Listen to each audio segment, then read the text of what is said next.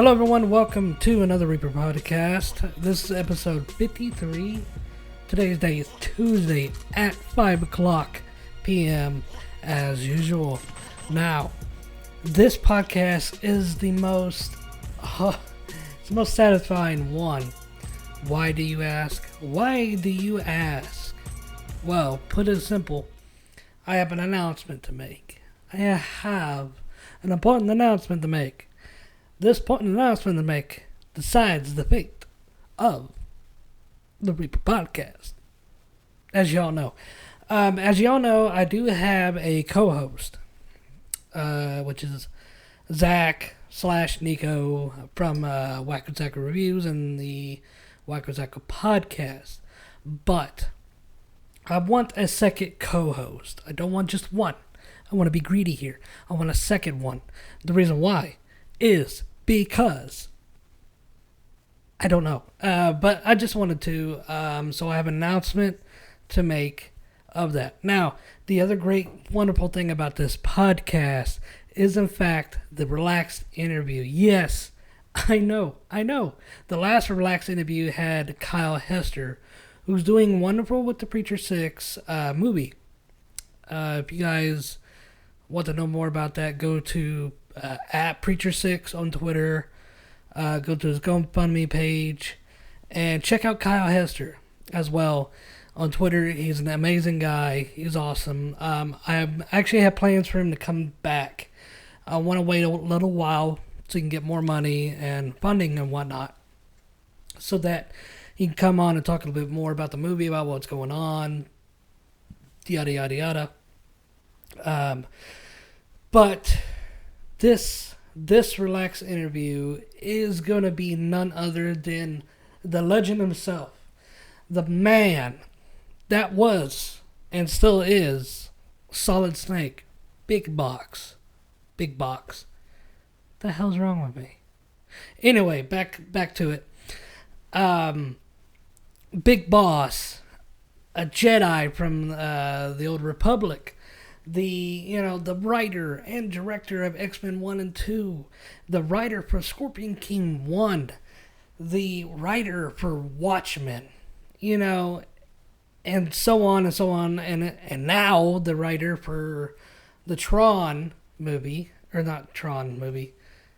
Damn, my mind's scatterbrained. Okay, anyway, Voltron movie.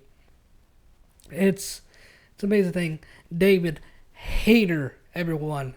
So after this little segment, it's gonna be the Realxing interview, then the regular podcast with the crew and whatnot.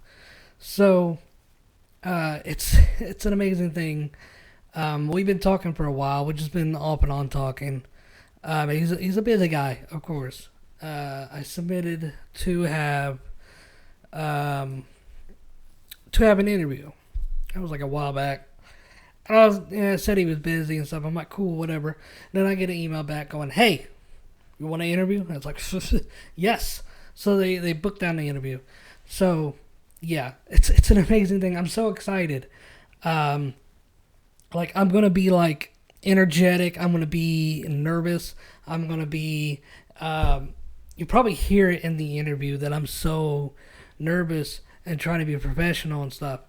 But this ain't about being professional. I mean, it is about being professional. But what it is about being relaxed, okay? The Realxing interview is basically, you pull up a chair beside the person, you crack open a beer and be like, hey, what's up? You want some question to ask? Yeah, I got a question to ask you, man. That's going to be like what it is. It's just going to be two relaxed people going for your interview, no uptightness, no whatever. I will not. There'll probably be some questions that he has answered in the past, but I've tried to come up with questions that I know it's original, and I a lot of stuff he's done has been under the radar lately. Like Guyver. A lot of people don't really know about that, and I know about him writing these movies.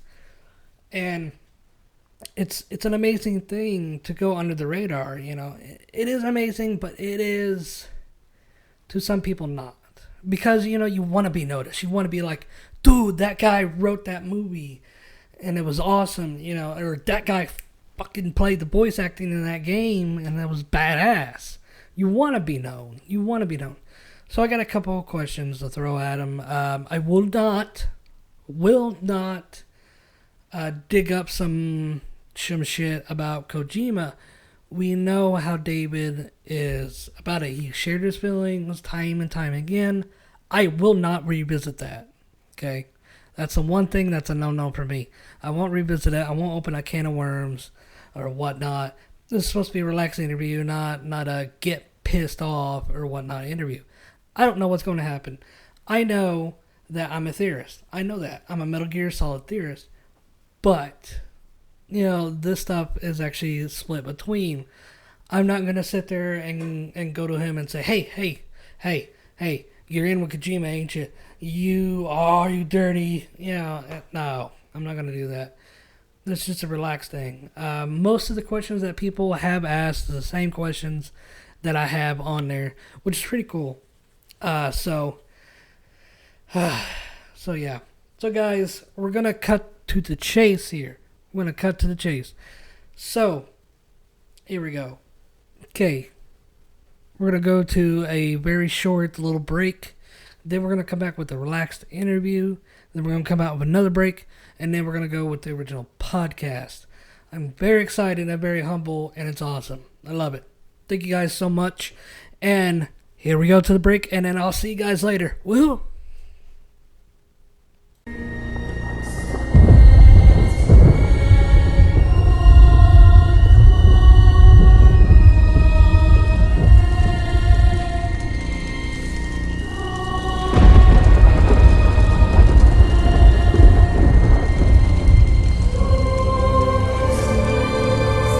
This is Snake.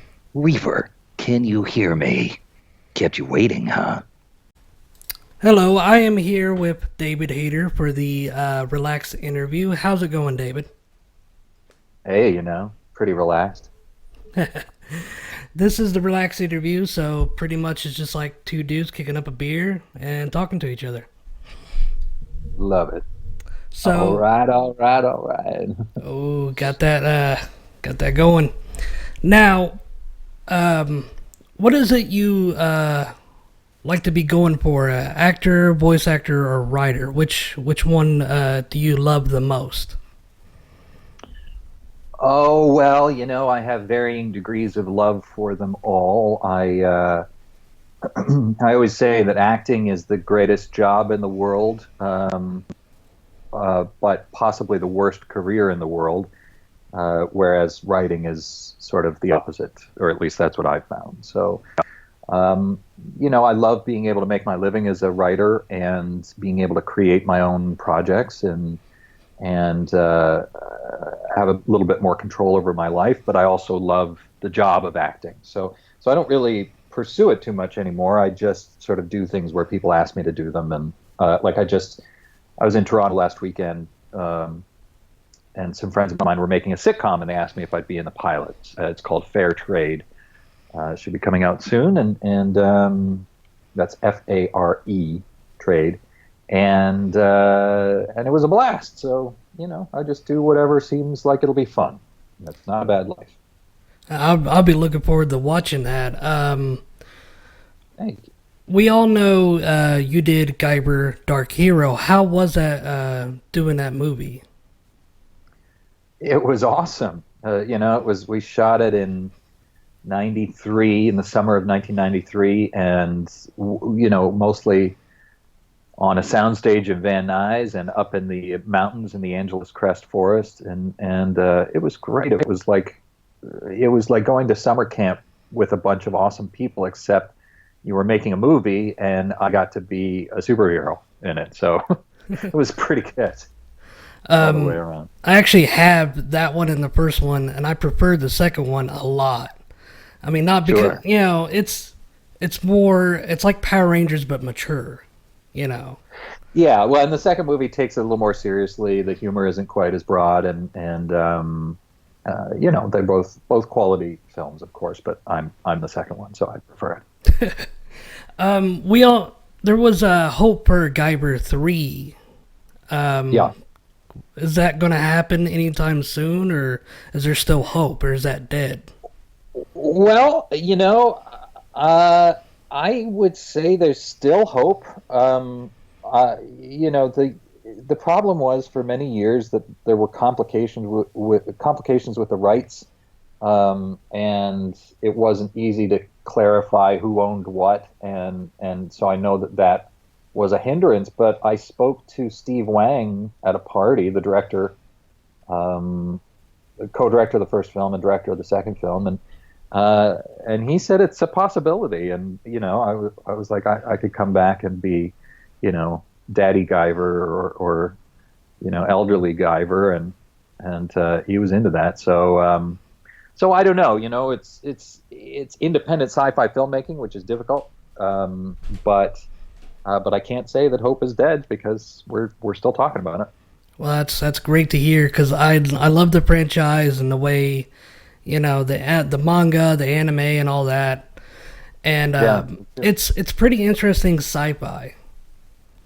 Yeah, it's really great, and for an anime concept, it's pretty clear. It's understandable for Western audiences, and Steve Wang is an amazing creature designer as well as a great director, and he sculpted the Predator outfit and mask and a bunch of amazing things. So he's just an amazing artist for this type of show, and so I would really love to do a third one. Oh yeah. Speaking of movies, have you seen Logan, and what did you think of the ending and how it all ended? I have not seen Logan. I apologize. I really want to see it, and everybody says it's great, but I'm just fairly busy. I've been traveling around, so typically I'll get to that one when it comes out on video. Because if I see a movie in the theaters, it's usually with my daughter, who's a little young for Logan yet. Oh yeah. What did you think of the possibly seeing Deadpool and Logan together? Well, I think that's just a match made in heaven. Frankly, it's they're two wisecracking badasses who are indestructible, and who wouldn't enjoy seeing that team up. Oh yeah. I know you've done the Voltron script. Is there anything you can tell us about that, or is that all like for later? Yeah, no, that's all wrapped up in the studio system right now. I think there was some desire to see how Power Rangers was going to do, and so yeah, I can't really. Unfortunately, on the big movies, you can't really comment until they're underway, and even then, not usually. You wrote the Scorpion King movie. You wrote that script. Yeah, well, I was brought in to do on-set rewrites. Yes, I did a lot of work on it, but I was not the only writer by any stretch of the imagination.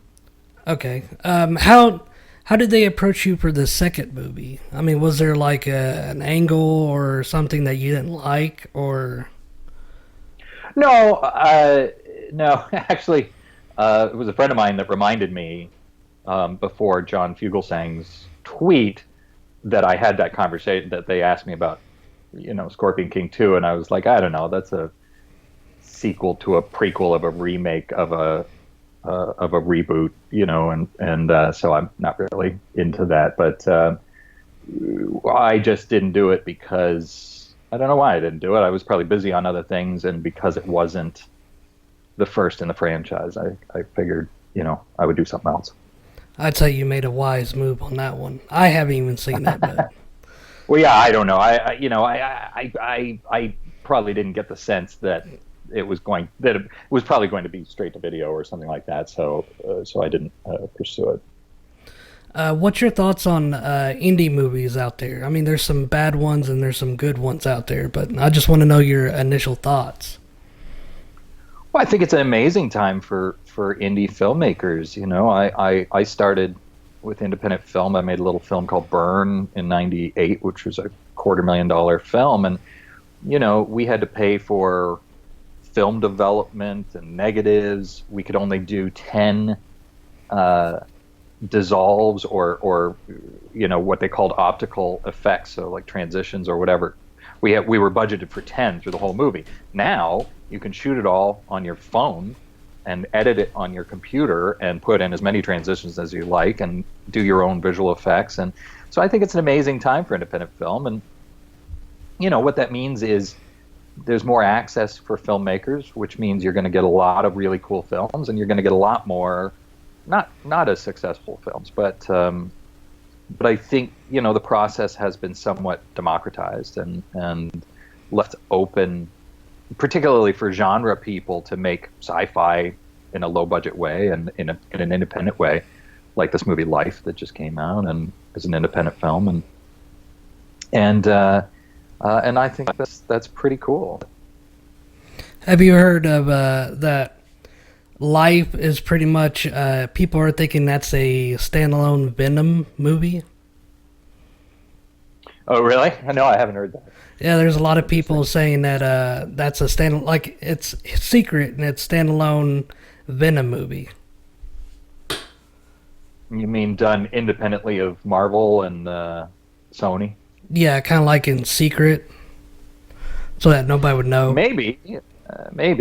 I mean, I think if it was their intent to actually make a Venom movie, you leave yourself open to some fairly dangerous prospects. But maybe they were inspired by the concept of Venom and, took it from there. I don't know. I'm speculating out of my ass. This is my first time I'm hearing about it, so I can't really say for sure what. Do you ever get tired of being the Metal Gear guy? Metal Gear. No, I don't. No, it's nice. It's because I have focused more on writing than acting, but acting was my first love. I wanted to be an actor and wanted to be known as an actor since I was 9 years old. So it's really great to have a part like that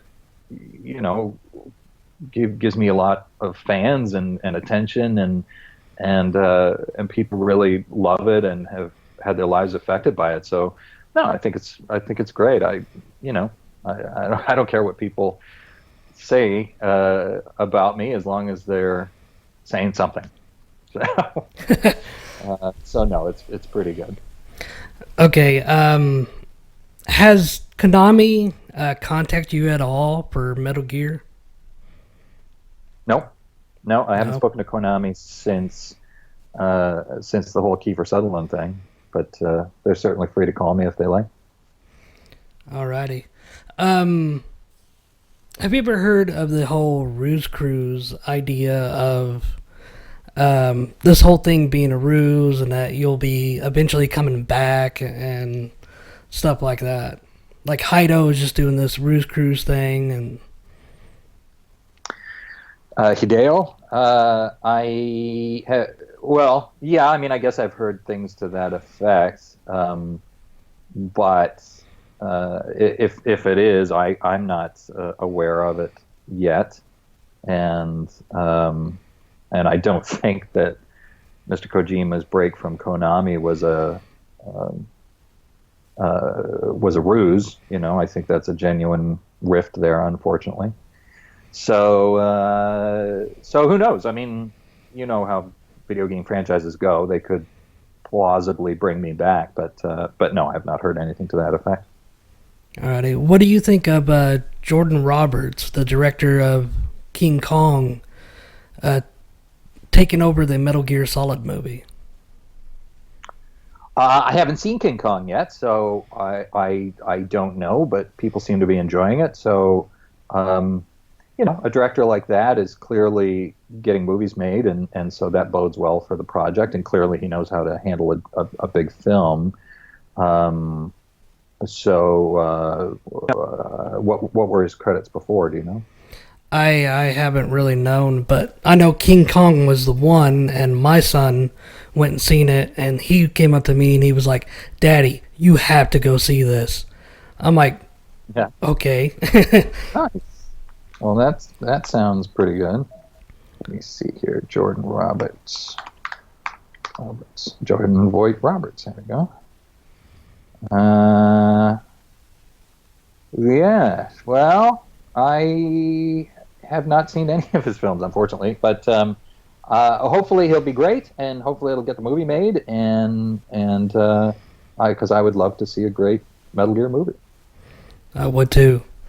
Um, Now, I've been an advocate on trying to get Hugh into it because I know you said he would be great for Solid Snake. And for me, after seeing Logan, I know for a fact that he could be. It reminded me of Solid, you know. Yeah, yeah. Well, and I think this is part of how Bryan Singer convinced Patrick Stewart to do X-Men because he wasn't really sure in the beginning, and Bryan said, Harrison Ford was Han Solo until he became Indiana Jones, and meaning you need to go from an iconic part to another iconic part.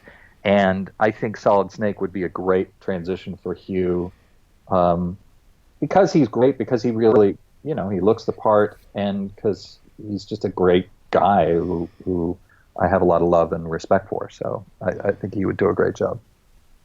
Oh, yeah. That's going to get into the weird. For some reason, I think I was like writing these questions and getting all delirious. What's your favorite meal or drink? My favorite. I grew up in Japan. I went to high school in Japan, and so I think my favorite meal and drink would be ramen with a side of Asahi beer. Nice. I've actually survived on ramen for a whole year. Oh yeah. Yeah. Well, that is probably not a long-term viable prospect, but I can see how you'd enjoy that. So. And I still love it to this day. My wife goes, "You'd figure you'd be over ramen." I go, "No, I love it." Yeah, just try to put some vegetables in there now and again, because otherwise it might kill you. That's what I usually try to do, spicing it up a little. Hey. What would you be up for a remake of Metal Gear 1 and 2?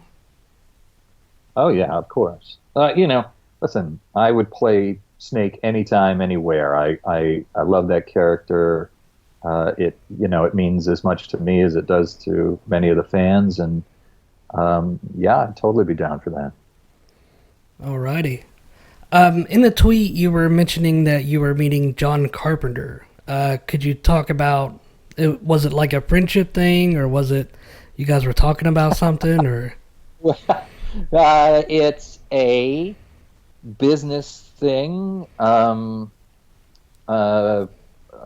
project I can't really talk about just yet, although hopefully soon we will let it know. It was not a friendship thing. I love John, and he was awesome, but I think he enjoyed poking fun at me more than he did hanging out with me, which was fine because he's my hero.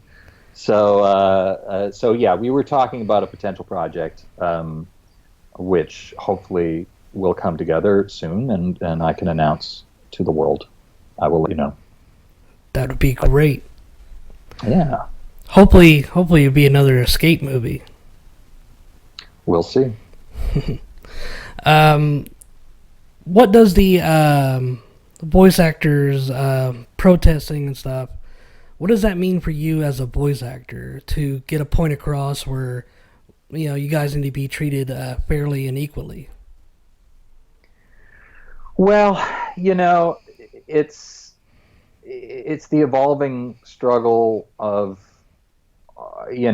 artists versus commerce, and I'm very lucky in my career as a voice actor for two reasons. Because I'm fairly well known, and two, because I don't do this for my living. I can, if I don't want to do a part, I'll write another movie, or I'll go off and do something as a writer. So I'm in a unique position where I'm able to negotiate for what I want if someone wants to hire me for a game or a show or whatever. And 98% of the amazing voice actors that you all love from video games are not in that position.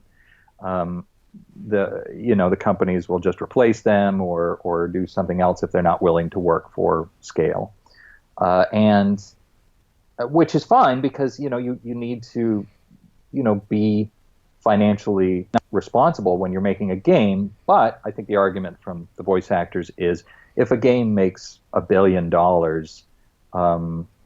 you can cut in an extra bonus in the way that you would for a screenwriter or for an actor or for any participant who has a significant impact on the success of the game.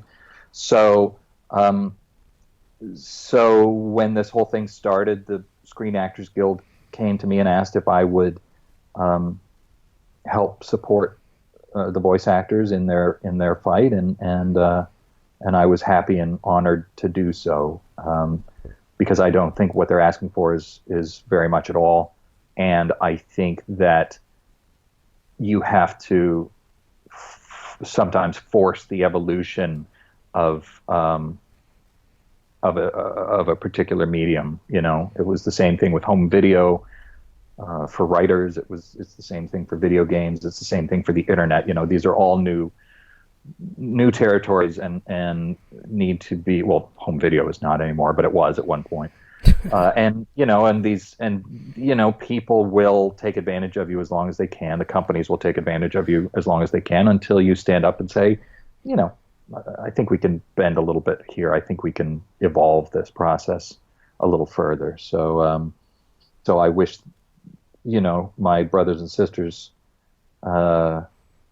ultimate success, as I do with the producers and the game makers. I think we can all just get along, and I think there is a way to make everybody happy and continue to make a profit. Right. The same here. I'm actually involved doing voice acting work for It's called the Diamond Dog Project. Oh, cool. It's like the cut content that was from Metal Gear Solid 5. We're remaking it in a Peace Walker animation style fashion. Oh, cool. And there's actually a guy who plays Snake who's doing a very good imitation of your Snake. Excellent. And, as it should be. And I also play a soldier and a character that's similar to Noel or Gray Fox. Gray Fox. Cool. That's awesome. So, and like you, I did want to act, but my physique and my looks, I'm like, I will never make it. So I've always wanted to do voice acting, and ever since I'm doing this podcast and doing all kinds of other stuff, I'm like, what, I ought to pursue it. So I asked this guy and sent him my audition, and he's like, yeah, sure. So I'm like, all right. Well, I mean, look, I think from your profile picture, your bloody skull face is very compelling. I think you would have no problem getting work. And I wish you all the luck. Oh, thank you. The final, in the end, it's not really about what you look like. It's about how much personality and emotion and and how much you can compel an audience. So, look at Danny DeVito. He's not a particularly handsome guy. Guy became a huge movie star. It's entirely possible. It takes confidence, and it takes personality, and it takes hard work. But other than that, don't let anything stop you. Oh, trust me, I don't. I've actually built my studio by hand in a whole year. Wow. For my YouTube and all that. So I'm actually pursuing my dream, and I do believe I can make it happen. Awesome. I believe the same thing. All right, on to fan questions. I have a fan question at JHanOfficial. My question is, what is the inspiration for Snake's voice, and does it put too much strain on your vocal cords?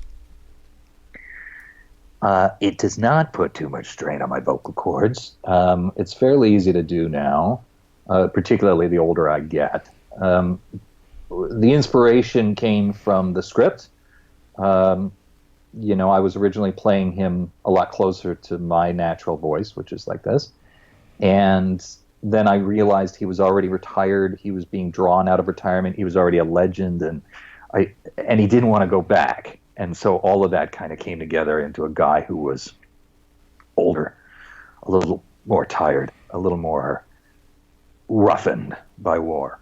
So that's how it came together. That's nice. I've actually, what was it? I've showed my dad Metal Gear, and he was an advocate. He's like, "Oh, video games are gonna melt your brain," because Sure. he's in the military or was. He's retired now, and he loved Metal Gear Solid, and I let him watch all the cutscenes. He loved it, and when the whole Keith Sutherland thing happened, he was actually mad. He goes, I don't even play the games, and I hardly even know. He goes, but this makes me mad, Sure.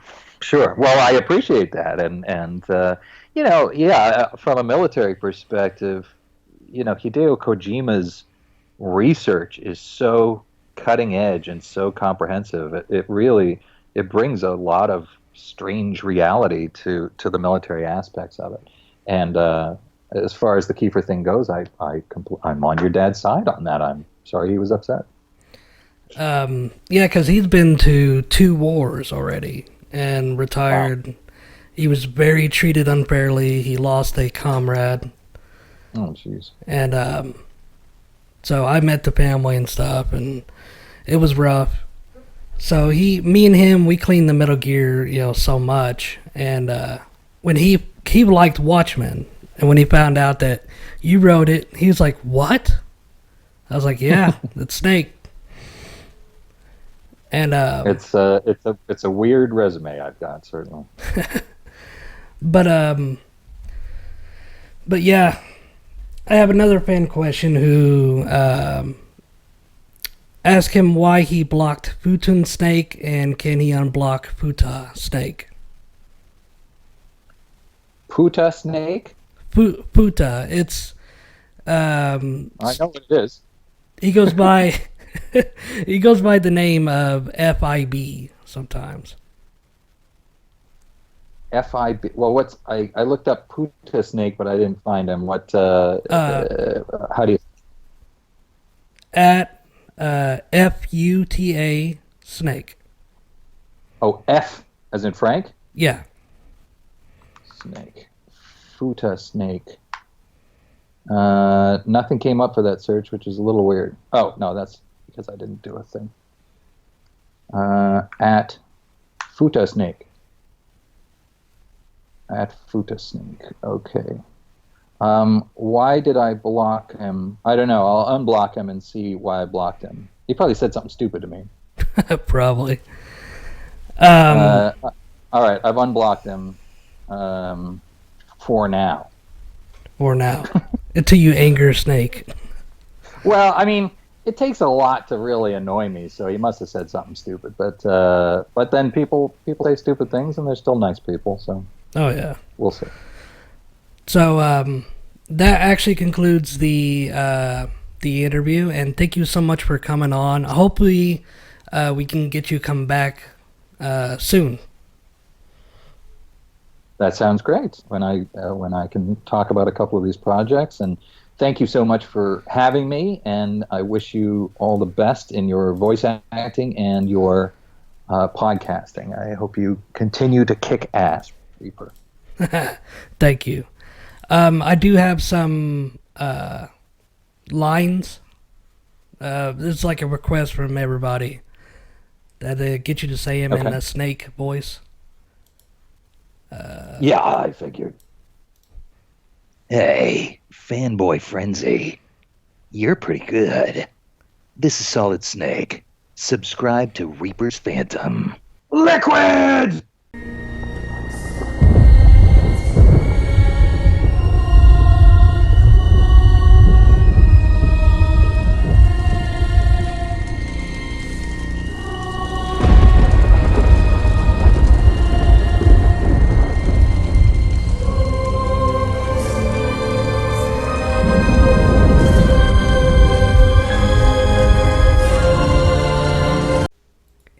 welcome back, everybody.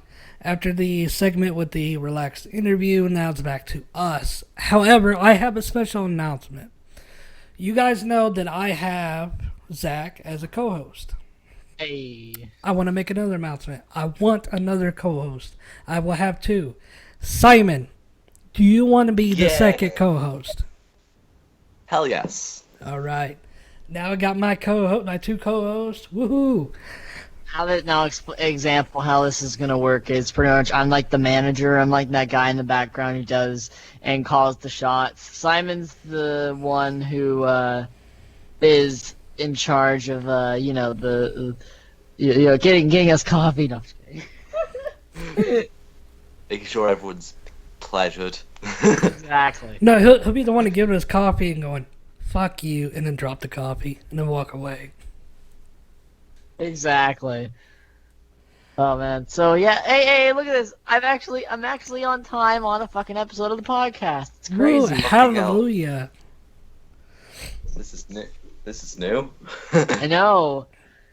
But yeah, so a lot of different things are gonna be, it's gonna be awesome. And also here's another thing, okay?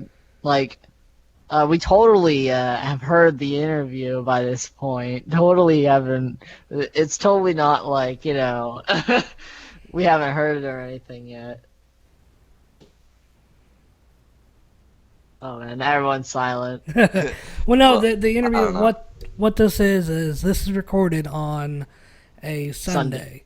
So that the interview is set up Monday. So yeah, what you guys heard is pretty much 2 different time periods, 2 different days. So, yeah. Yeah, exactly. Anyways, let's get into the topics. Okay, I have no topics, but. Okay, I have several topics. One is that there is a leaked picture. Many people are saying it's false, but I don't know, dude. There's a leaked picture. It's like somebody took a picture off of a screen.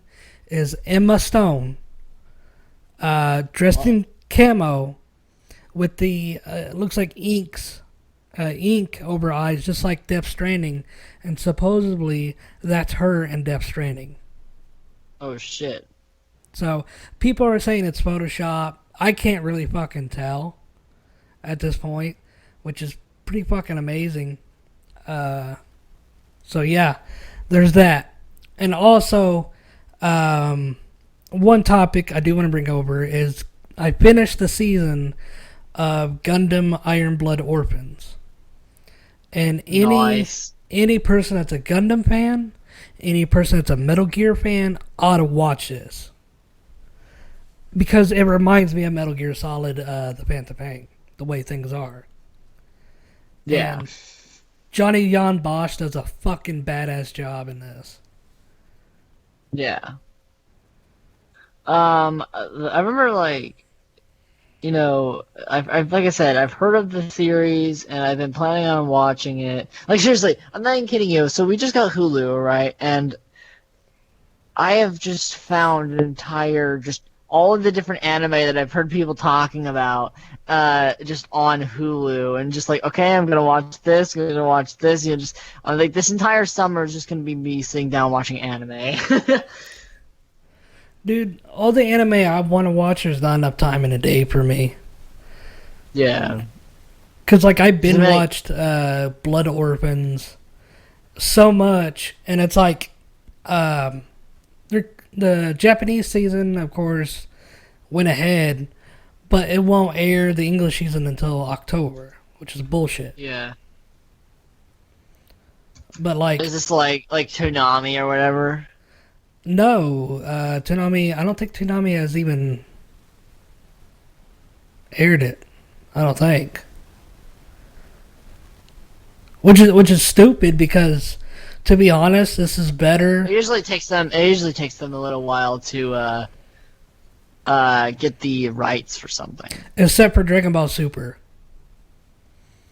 Yeah, but like, I mean, like here's the thing. If I'm not mistaken, Tokyo Ghoul came out a little while back, and they're just now getting it on Toonami. Well, they need Gundam on there because, dude, I miss Gundam on Toonami. You know, no, that's what I think. I think it should be Dragon Ball Z or Dragon Ball whatever, and then Gundam, and then whatever else. You know. Yeah.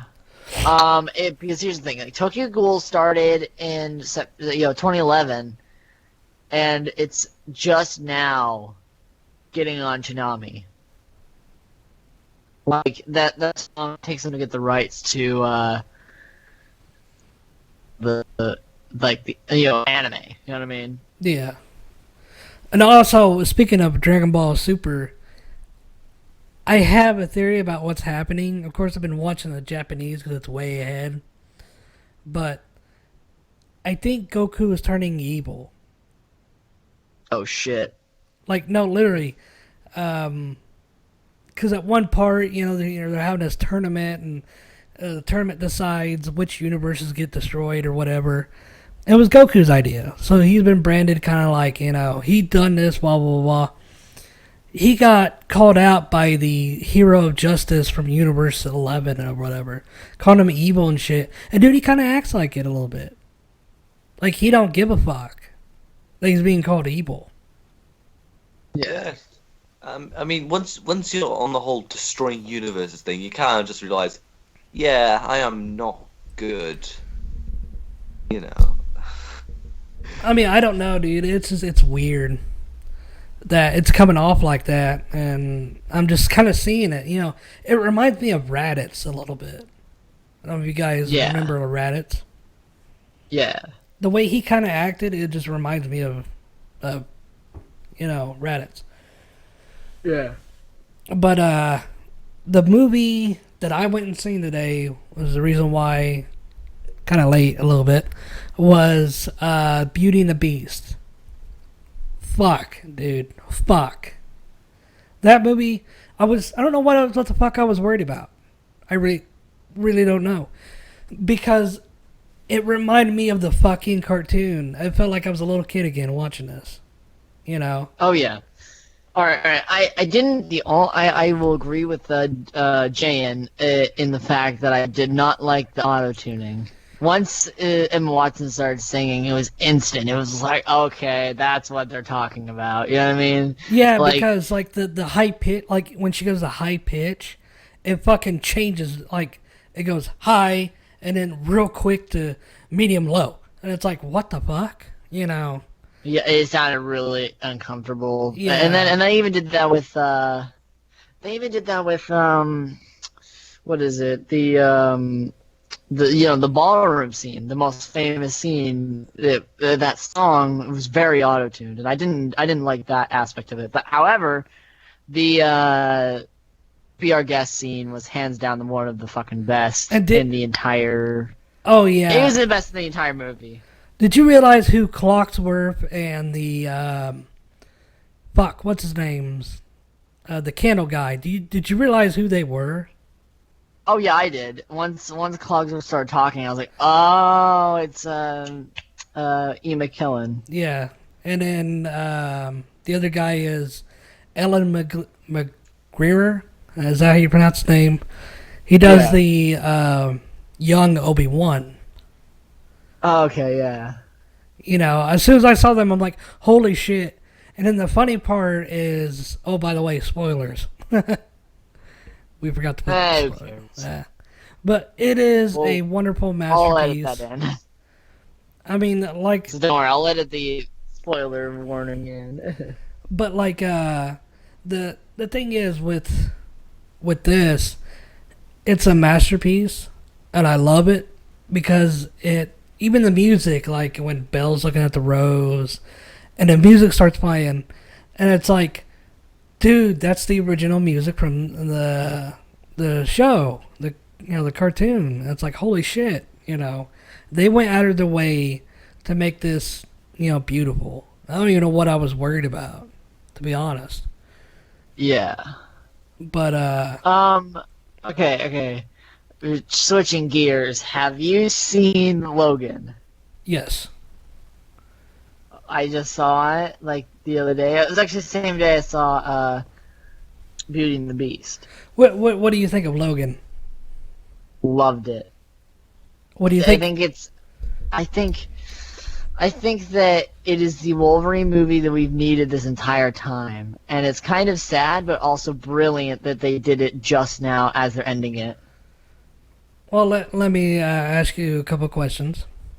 One, how do you feel I feel like I'm that at an interview right now. there's a comparison? How do you feel that they're comparing Logan and the girl to The Last of Us? Oh shit! Yeah, I can see it. I mean, haven't watched the movie, but I'm just being silent. it's pretty good, Simon. You gotta watch it. It's supposedly the last movie. Supposedly on purpose. Well, like everybody knows, he comes back. You know, I mean, come on, and plus that grave is a shallow grave. There's no fucking way. Yeah. You know, and not to mention, they were asked. Okay, he was asked, would he like to come back in Deadpool 2? He said, well, what was it? He said yes at first, but then later down the road, he said no. Why in the fuck would he say no? I bet you he does come back in Deadpool 2 as Wolverine. Yeah. And then, So bring him back or something. I mean, come on. You know, you can't have... No, but Hugh Jackman has said that he's done doing Logan or Wolverine. Also, So that film, that like he came out and said that, so it was a big deal when Logan came out because it's like everyone, this is the end. You know what I mean? This is the last Wolverine. This is the last time you'll see him doing Wolverine on the in film. Also, the director of King Kong is doing the Metal Gear Solid movie. Oh shit! So, I'm sitting there, I'm tagging him, and I'm tagging Hugh Jackman because I believe he would be the perfect Solid Snake in that movie. Hugh Jackman? Hugh Jackman. Yes. Oh yeah. And guess who actually is agreeing with me and helping me? Who? David Hayter. Oh! So That's fucking awesome. every time I tag that guy, Hugh Jackman, and David Hayter automatically likes it. Oh, dude, that's fucking awesome. So I am fucking pushing, and I'm gonna try to get like a petition going for Hugh Jackman to be Solid Snake, yeah. and like Yeah. getting him, and then getting Hugh to be like, Hugh, come on, man, come on. I mean, dude, if you watch, go up on YouTube, watch Metal Gear Solid 4, and you know all them, and then compare that to Logan movie. That's fucking spot on. Oh yeah. I just spit it a little. All right. All right. So did you like the fact that they were actually using the R rating? Yes and no. Because, I mean, the way it was done, it reminded me of the same. It was the same. You know, same as X-Men 1, 2, and all them. It's like the Not same. really. I mean, it was the first time in on screen that we actually got to see Wolverine doing what Wolverine does best, Killing? and that's cutting people up. Well, yeah, but I mean, like, you've seen it. The claws going through people and the slicing and all Yeah, that. but not like this. Like it literally in the beginning of the movie, he like jacks this dude and like fucking cuts this dude's arms off, and you know all these different things. You know what I mean? Like it's like the video game. You know what I mean? The X-Men Origins video game that had nothing to do with the movie. What? Jack's a dude? What? Hey. Jack? You said Jack's a dude. Like, I didn't know Wolverine worked both ways. What? God damn it! The vibrate, everyone. Dirty thoughts since I Push your started. agenda somehow. Oh, First the man. homosexual agenda. That's what I do best. I have been. I've been. And this talking to podcast is brought to you by. By the Oh most my child-friendly brand ever. This Bro. podcast is brought to you by Fanboy Frenzy, everyone. Oh man. Okay, continue what you're saying, Reaper. Do what? No, continue what you were saying. You got cut off.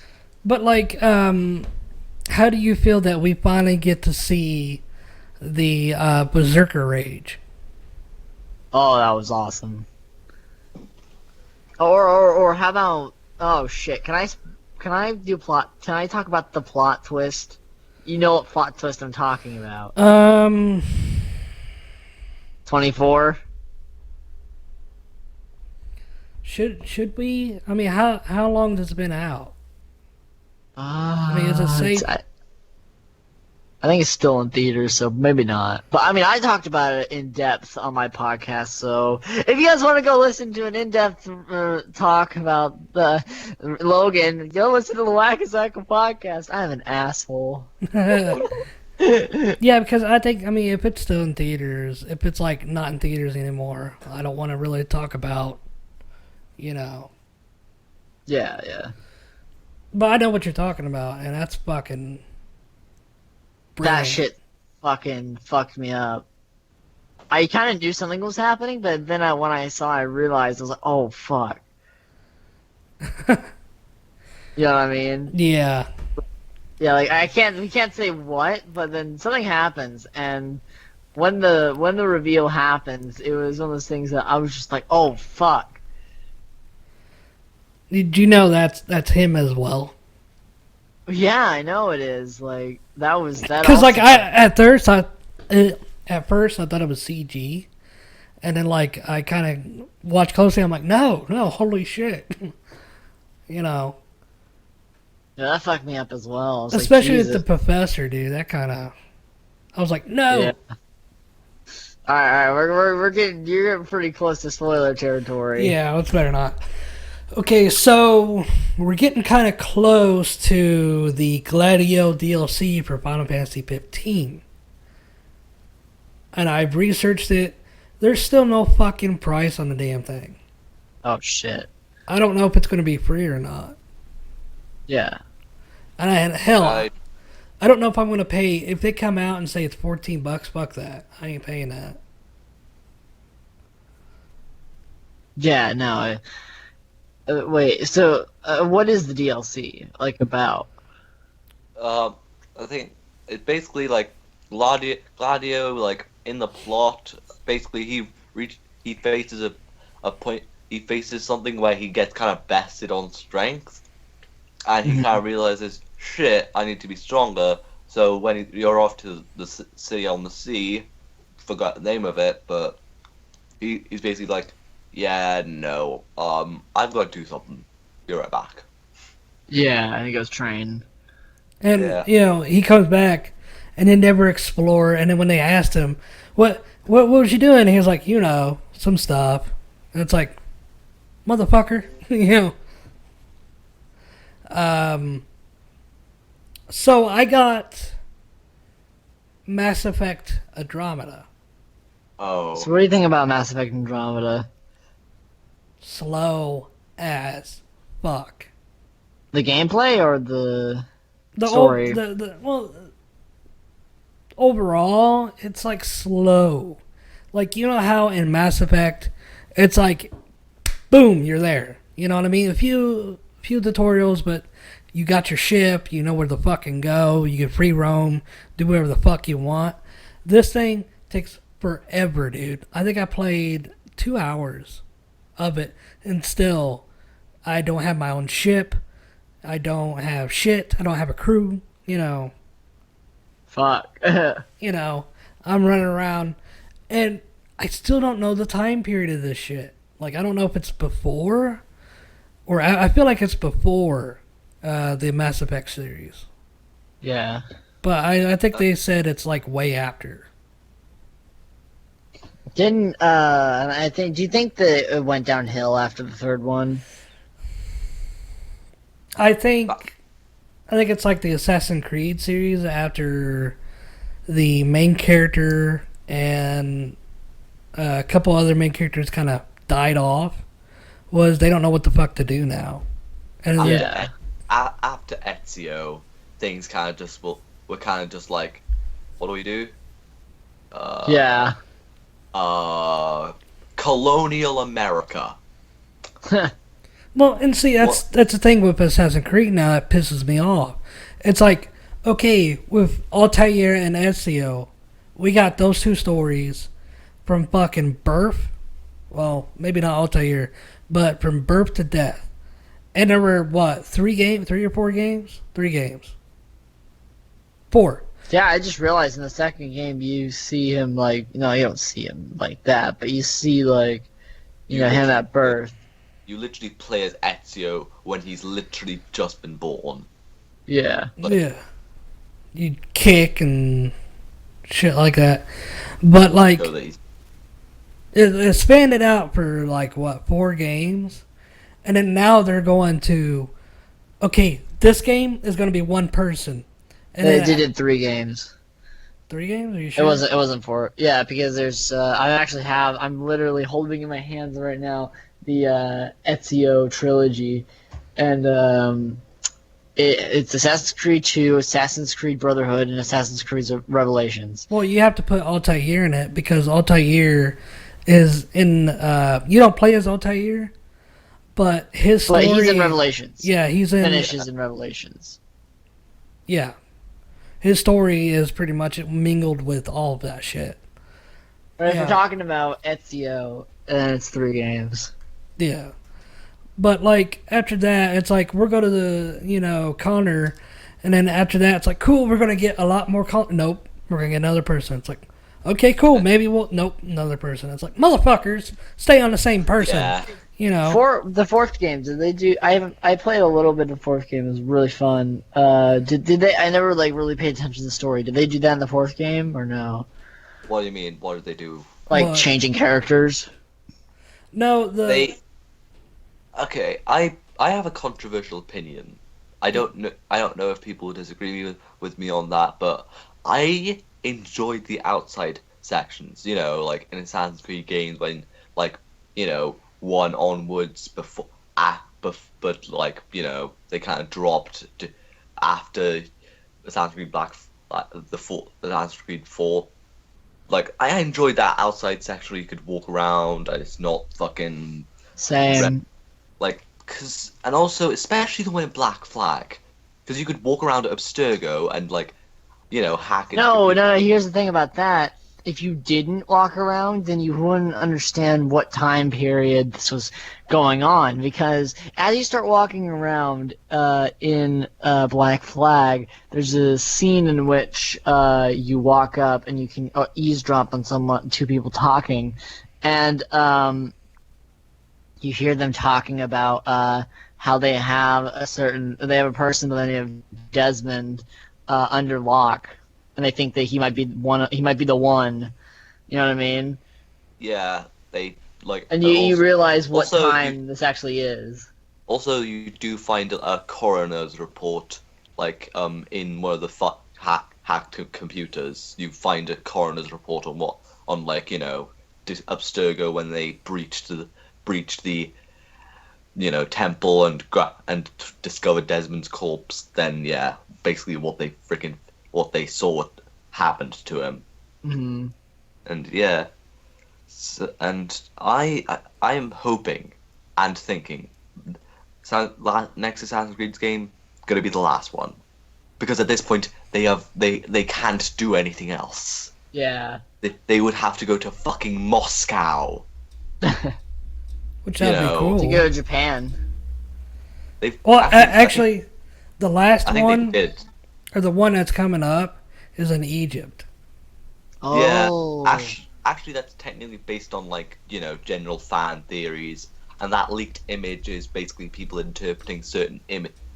Basically there was a leaked image that was released a couple of weeks ago, and it does support the theory that it's going to be based in Egypt, along with the fact that basically I think in Assassin's Creed Black Flag 4 you can actually find a document on basically game ideas they were making, and every single Assassin's Creed game beyond Assassin's Creed Black Flag was one of those ideas. Yeah, you had Syndicate, you had the Jacob and Evie Fry ones, and stuff like that. And it's like, and then you have this Egypt one, which, you know... Empire. Which better be the last one. Yeah, they must have a fucking dartboard in Ubisoft. The Assassin's Creed game board. Do you Literally think? just a fuck. Do you think they'll end it? I hope. Yeah, I assume most fans are hoping they'd end it, or you know, because at this point everyone thinks they should just pull the plug and just focus on other projects.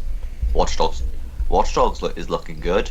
Hopefully they don't beat that horse until some biologists one day discover a mashed up corpse to the point where it's like a slushy of just horse blend. I don't know. I think it could be good. Yeah, Yeah. it could. I'm hoping. I mean, there's not much to do in fucking Egypt. Of course, So, I don't know how you would climb a pyramid. maybe they're gonna do that stupid thing that Call of Duty's kind of fallen into, where they just keep the Fish mechanics. they just keep the fucking mechanics from the previous games rather than just say, all right, can't use them in this one, so we'll drop them.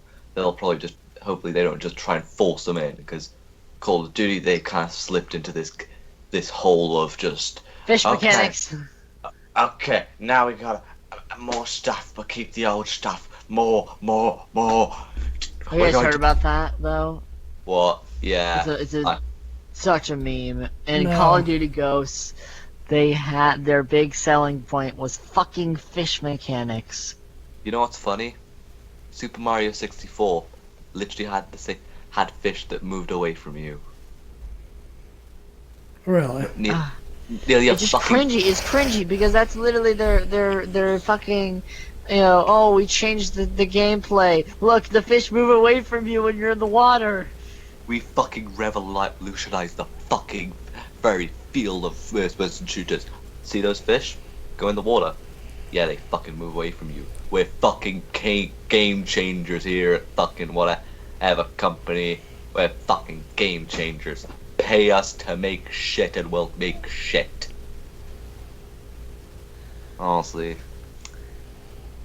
It could man, be. it's- It it's could not- be worse. It really could be worse. Like it could be How? like it could be the same shit, and it'd be like, look. They sweat. You know. Oh, isn't that essentially the same thing? That's Yeah. basically what they do, isn't it? Like, isn't that basically what they do?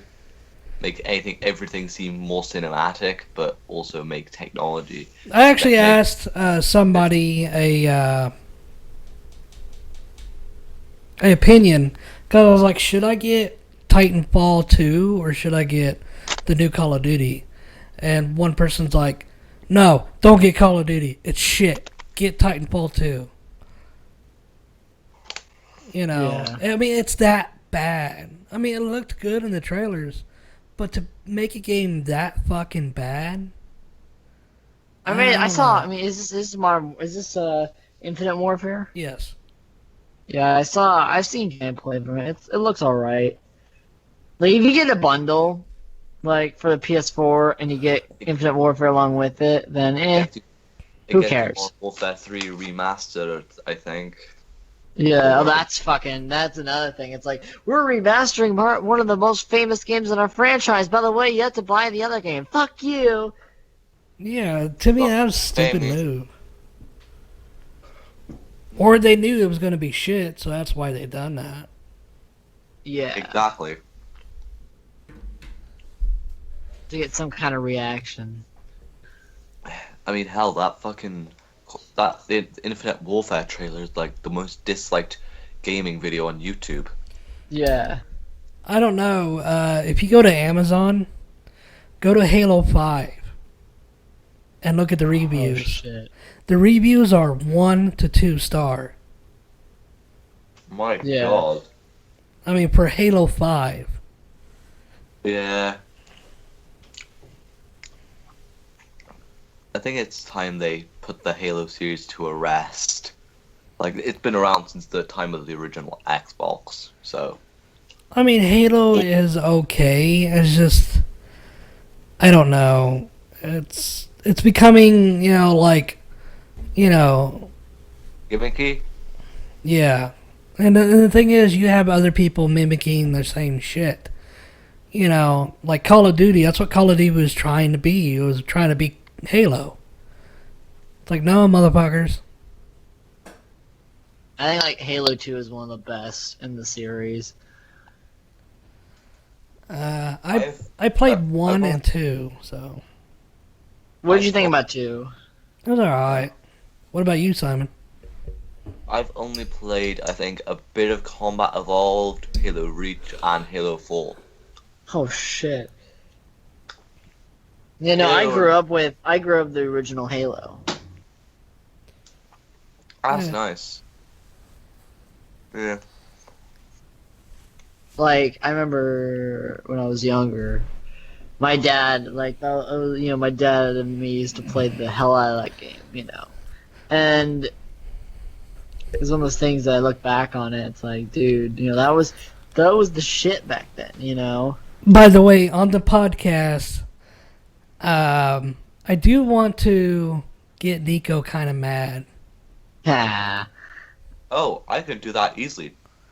Just make jokes about Americans and that triggers them. No, it's the elitism. That's what I don't like. I don't give a shit about America. Is my camera on? Yeah. Yep. Oh, fuck you. What? What's wrong with Doom? What's wrong with Doom, Nico? He has it before me. Oh, I was like, oh, I've got it, so I'm gonna tease Nico.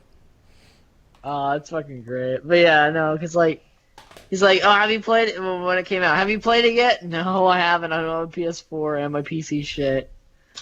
He's like, oh, and then many months later, he got it. Hey, it's fucking cheap now. Yeah, it's so like I'm $20. I'm probably gonna get it. Yeah, it's like $20. So I'm planning on getting it. I mean, that's why Okay, I got okay. it, because I got, like, what, Titanfall 2, that, Mass Effect, and it was fucking cheap. It was like Yeah. $80, I think. Yeah, it's fucking awesome. Okay, so I've been watching this show recently. So you guys know Adult Swim, right? Yeah. yeah. There was this show, and it's like a stop motion animation, it black about- comedy. It was about superheroes?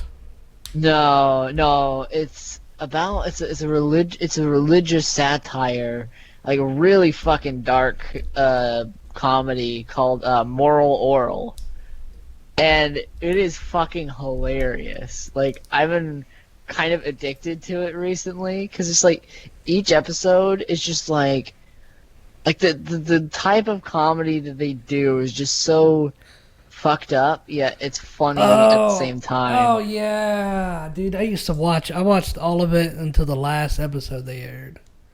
Dude, I've been watching that. There's the fucking song. There's like I had to find that now.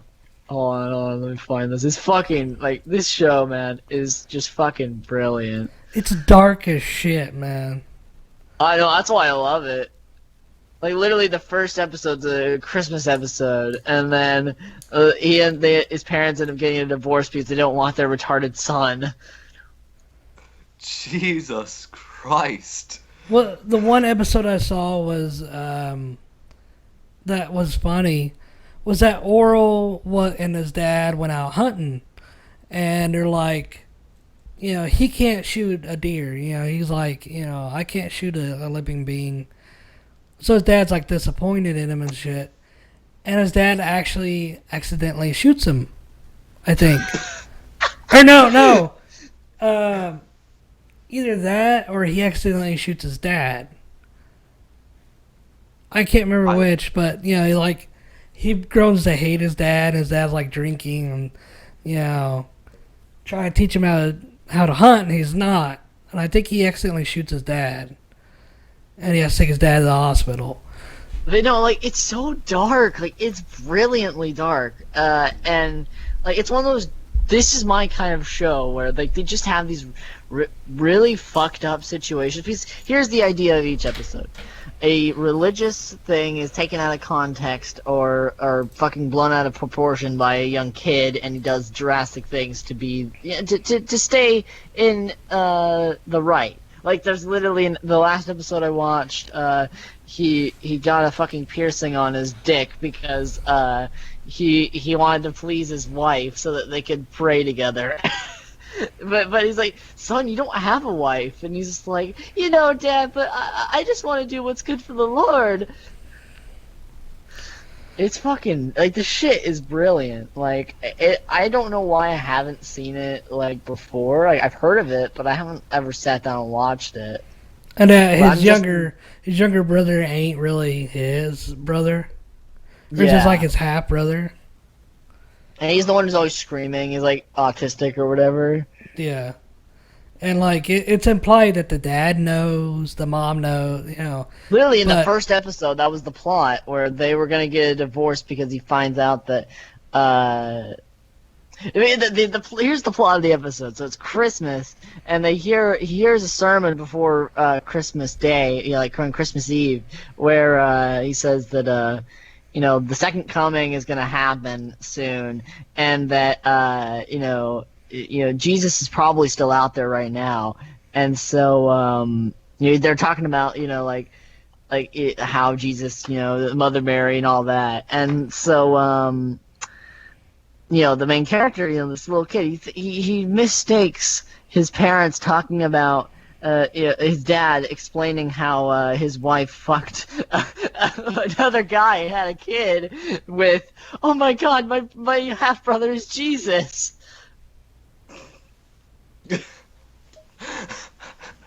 Like, this is the type of, like, this show is so fucked and it's good. Like, it's so good. Like, it's one of those things. Here's the thing. Okay, some shows will try to show or do a spin or satire on humanity that they just kind of fail on, and I'll give an example. Invader Zim. This show does that right. It just kind of just puts a spotlight on, just this really kind of morbid, very mean-spirited black comedy. It just kind of just, it's very dark, and it's definitely my type of show. Hey, what's wrong with Invader Zim? No, here's the thing about Invader Zim. If you look at, I've talked about this before, and I'm actually going to be making a video on this, a retrospective. Ooh. Invader Zim is actually a commentary on, a very nihilistic commentary on humanity. If you look at it, like if you look away from the gurs and all that shit, if you look away from the kind of stuff that they try to throw in there because it's a kind of kid show, it's a very nihilistic look on humanity, and the whole examples, there's the fucking TV shows are just shit, or you just see this fat dude like vomiting on himself, and he's just like, oh no, we can't see. Look at the TVs over there. It's like, you just look over there, you'll see that he's up there on Mars. No, we can't look over there. You know what I mean? It just, you look at all of Invader Zim, they just have this very, very nihilistic, dark look on humanity. But it almost did a self-fulfilling prophecy. It did, actually. Because who is the most famous character in Invader Zim? Zim? The... Gur. Yeah. Gur is the most famous character in Invader Zim. Tacos! Yeah, and... It just kind of, Jonah Vasquez definitely just kind of proved his point in that sense. You know what I mean? Yeah. Because everyone loves the lowest common denominator character who was kind of made just kind of as a side character. You know what I mean? It became the hot topic.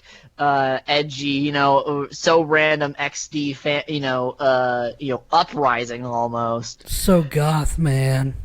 Yeah, so goth. yeah. XD nuzzles, you know what I mean? Well, like when I was in school, they would I would see all the goths with like Gur stuff, and it's like, what the fuck is that? And they're like, it's Invader Zim, it's Gur, and I'm like, it's a cartoon. Yeah, I'm like, you're a fucking goth. Yeah, that's a fucking uplift. That's a cartoon. What the fuck? It messed with me because, like, I'm It's like, Hot Topic, man. Hot Topic, okay, at that point, got licensing to Invader Zim, and they realized, holy shit, you know what I mean? The people, they tried to do the same thing with Foster's Home for Imaginary Friends. Who's the most famous character in that situation? boo. Cheese. What, really? The last line in the last episode is Cheese saying, "Say bye, doggies." Huh. Literally. At the very last fucking second. They could have had any other character, but they had Cheese saying just some stupid line. You know what I mean? It's one of the things that... And you look at the time, Hot Topic had also gotten that, but it didn't pick up as much as Gur did. You know what I mean? Yeah, that's...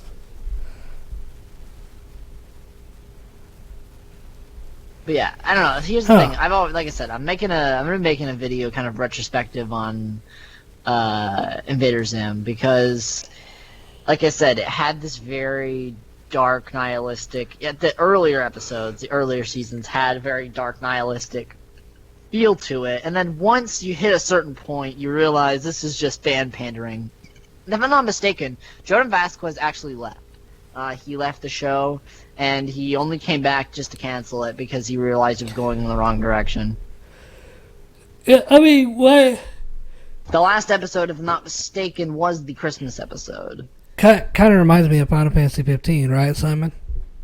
Oh yes, yes, yes. Very. I mean, much so. that game is awesome, but I give it so much shit. You know, I love how like nobody's giving shit for that. None.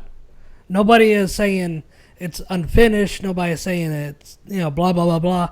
But they give shit to facial animations of Mass Effect. Well, It's like... Well, that's... Basically, it's more of a... Is it popular to have to say X, Y, or Z?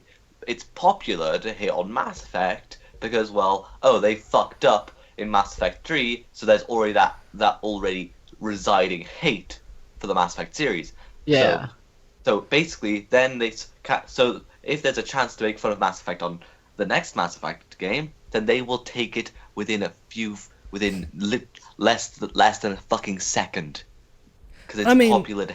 I don't know about you guys, but I liked how it ended because it gives a hint that he's alive, but you know, is he really alive? Is he coming back? We don't fucking know. You know. I was very satisfied with it. I haven't, in all honesty, I'm going to be honest with you guys, I haven't played or seen anything from Final Fantasy 15. Really? What is wrong with you? I was with Simon when he was playing it, you know. Yeah, He used to talk about it all the time. I guess I want to play it. You know what I mean? I don't want to watch any cutscenes or anything. I want to sit down and play it. Well, you totally should, dude. Like, it's a really good game. Like, I mean, I liked shit on it a lot, but story's solid enough. You will cry at the end. Yeah, you will cry like a little bitch. I don't care how tough you are. You will fucking cry. I cried. Oh no, I will. Dude, cried. I've cried. I've cried at some of the dumbest shit. So yeah. Oh yeah. Also, final boss battle, best boss battle I've endured. Super Saiyan. Yeah. Yeah. It just reminds you of that. It just reminds you of. Yeah, it really does. But yeah. But like even Beauty and Beast, I don't want to fucking admit it. I've seen the cartoon 1,000 times. You know, I know what the fucking story is. But dude, there are some points in the story I did kind of tear it up a little bit. What in the movie? Beauty and Beast? Yeah. I was like, of course, like, you know, everybody's around. I was like, fucking hold it together. Don't cry. I know that was me. That was me. I mean, like, I was sitting there and I'm tearing up a little bit. I was like, no. The feels. The feels, man. Especially when, you know, like, I can't talk about it, but, I mean, yeah. Fucking feels. But that is all time we have for the podcast. I hope you guys enjoyed the relaxing interview with David Hayter. And I hope you guys enjoyed our rampaging. Sorry I didn't have any topics because I'm too nervous about this interview to even give a shit, I guess. But, of course, now we have a crew for the podcast. So thank you, Zach and Simon, for being co-host and being part of this. I see. All right. So, like, how does it rank? That's the question. Yeah, I'd say it's more equal. Like, you know, Reaper's on top, Is it like, and me and Nico are kind of just below, like equal level, but below him. I'd say that's more making sense. You know. That kind of came out wrong, but I guess I'll take it. God damn it. All right, so Simon, you're the executive co-host. What does that mean? I don't know. I just hear that in fucking movies and shit. So that means something. I'm the co-host. You're the executive co-host. I just say I just say we're both fucking on the same level. You're both put equal. I'm just on top because I'm the star. Yeah. Exactly. Hey, I have a right nut and a left nut for you. Well. I don't know. Thank you guys so much for listening to this episode. All right, check us out on Fanboy Frenzy because we are on there, and check me out. And the website is up right now, guys. And this episode might be on on the website. So if it's on the website, FanboyFrenzyNews.com, right? FanboyFrenzyNews.com. Okay. Go check it out. Go check it out, and I'll see you guys later. Peace. Peace.